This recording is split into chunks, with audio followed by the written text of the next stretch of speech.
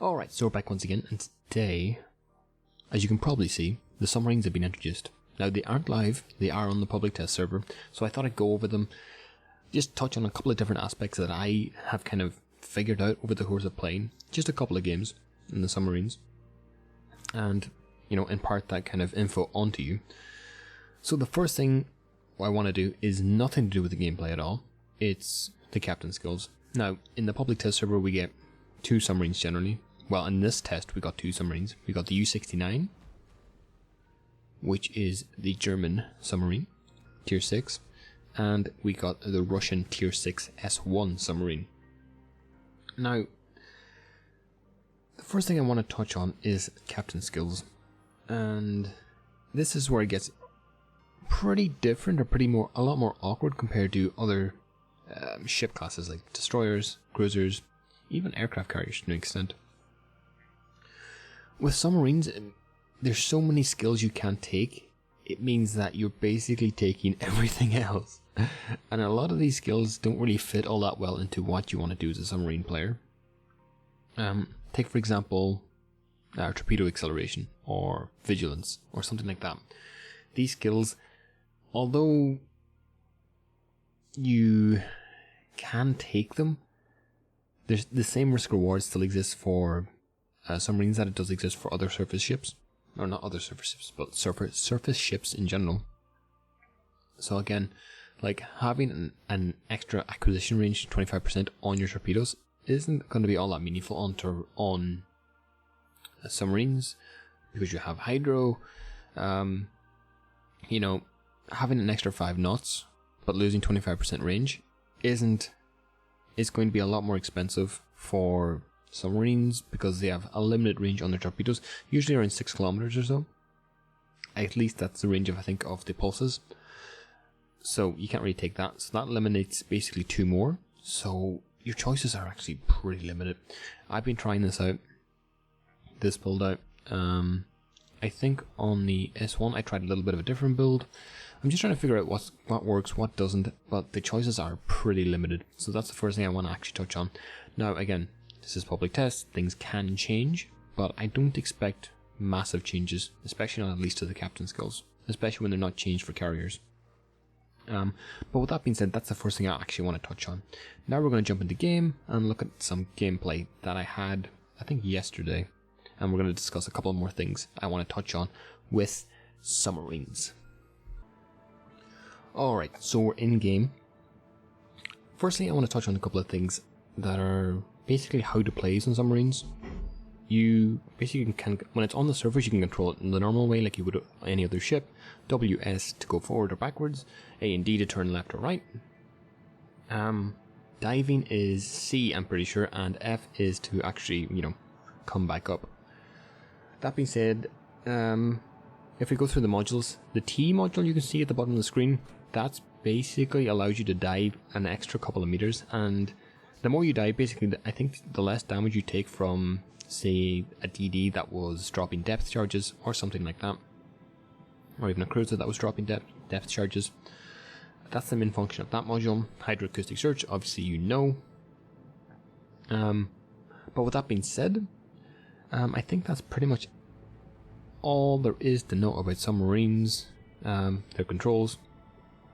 Now if we talk about the armaments, basically you can shoot torpedoes, a bit like I'm showing you right now, right in front of you. You can shoot 2 volleys, at least with this submarine you can, and you can actually shoot 1 torpedo straight behind you. Once you actually shoot the torpedoes, you can then switch to number 1 and shoot pulses. If your pulses hit the front of the ship, on the bow and on the stern, obviously the torpedoes are guided more directly to the enemy ship that you hit. Generally, I found that using actually the narrow pulses was the only real way to actually use them. I mean, using the wide pulses tended to not have all that much of a massive effect on actually changing the trajectory of the torpedoes. So take that into account when you actually start playing them.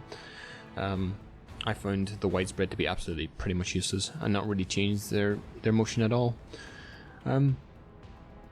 But that being said, I think that covers generally the most of the controls, so you can get an idea of, you know, what it takes to actually play these submarines. That being said, generally most of the time you're going to be in this position right here. You're not going to be completely submerged, but you're going to be a little bit submerged. This allows you to get off torpedoes pretty effectively, and allows you to actually aim pretty nicely at the same time. When you submerge, you get a distorted view, and because your detection is so small at 4.3 kilometers, generally this is pretty typical of most submarines, I'd say. You tend to avoid being detected even when you are on the surface. Now, obviously, you can just, dive and be undetected, which is pretty nice. Again, we're shooting off pulses. We get one hit on the S1. We shoot off another one. We get another hit. But again, keep this in mind, I'm using wide pulses. So as you can probably see, the torpedoes aren't actually changing trajectory all that much, which means they actually aren't going to get all that many hits. If you notice on the minimap, there is a DD right in front of me, or right on top of me. That's why I'm diving pretty aggressively, and I'm using my consumable just to get that extra bit of damage. Or not to get extra bit of damage, but to get that extra depth so I can minimize any potential damage that comes. That being said, this gameplay feels a little bit awkward. You can probably see at this point I wanted to try something a little bit unique. I wanted to see if I could actually, if the torpedoes, I think this was my second game, I wanted to guess if the torpedo could actually, how much of a change would actually be affected on the torpedoes if I actually managed to hit both the pulses on the enemy submarines. And as you can see, not all that much of a change, which led me to believe that pretty much white pulses are completely useless. Another thing I want to touch on is the fact that you have to play range pretty well to be effective in a submarine. The best similar experience I can probably think of would be, say you're in Smolensk and you're hiding behind an island and you want to create enough distance between you and the island so that you can actually loop your shells over it and, to hit the battleship on the other side of the island. But at the same time, you want to make sure that the battleship's far enough away so that your shells have enough trajectory to actually hit the battleship on the other side of the island. So that kind of range play is very similar to the range play you have to have with a submarine. You don't want to shoot your torpedoes, at least when you're underwater. You don't want to shoot your torpedoes and be extremely close to an enemy ship. Even if you get both pulses on the enemy ship, they're probably not going to be able to change direct trajectory in time or change their depth in time if you shoot them quite a distance below to actually hit the enemy ship.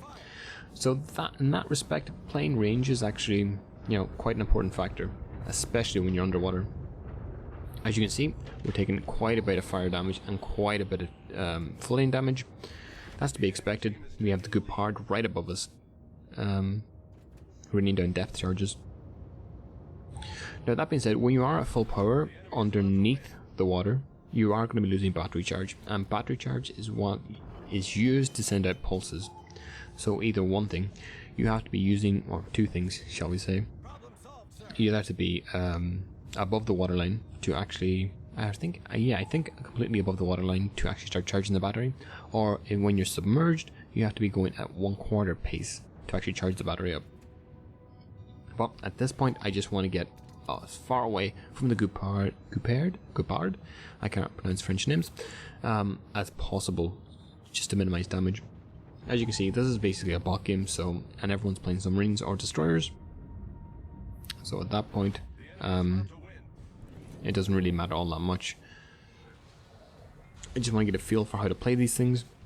So, the one thing that does trouble me though about submarines is the risk-reward profile. And it's not even in general the risk-reward profile, but in a very specific instance. Look at how submerged I am right now.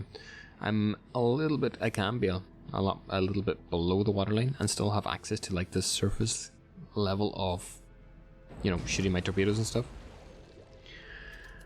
When this gets awkward is when you start rushing ships in submarines. Because of the fact that you can just very quickly press C and get undetected, This creates a very warped sense of a YOLO. Typically in a destroyer, if you want to YOLO a ship, you're going to run the risk of being, as I completely whiff, you're going to run the risk of being one shot. Especially if you're YOLOing like a BB, like a Thunder or something, all he has to do, or a Conqueror, all he has to do is have HE loaded, and he can pretty much one shot you really, really easily.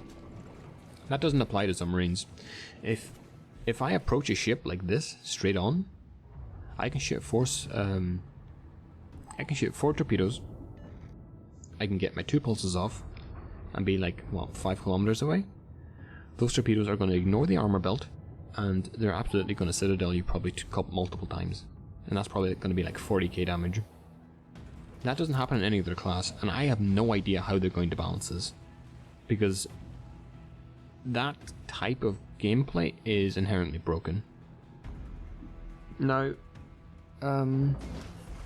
maybe destroyers, I don't know. It is really awkward because battleships basically have no way of actually counteracting them. With destroyers, you have depth charges. With cruisers, I think cruisers have depth charges too. I'm not 100% sure on that, but take that with a pinch of salt. But you have no absolute way of countering that in a BB, and generally BBs are going to be really handicapped by this. But yeah, that one aspect's probably going to be something that's going to be requiring a lot of balance. Other than that though, I can't think of much else to touch on.